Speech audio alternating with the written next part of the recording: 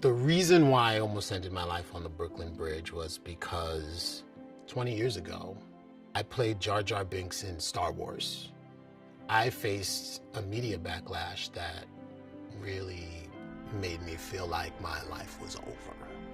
I never thought it was a possibility to be in that movie. And I was doing a show called Stomp in New York, and I got lucky. The casting director for Star Wars was in the audience of one of the shows, and she asked me to audition, and I got it. And it was one of those magical things. It was one of those special things that happens that you don't really hear about. Next thing I knew, I was at Industrial Lights and Magic, and George Lucas was directing me for a screen test.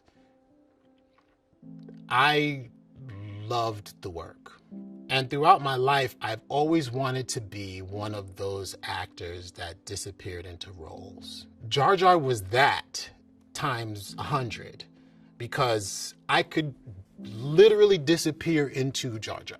I was not there.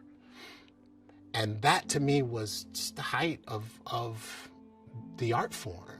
The thing that makes Jar Jar special from a lot of the other CGI characters that have happened since, ILM was writing the code for this as I was doing things. So the code that's being used now for CGI, I was a part of creating that.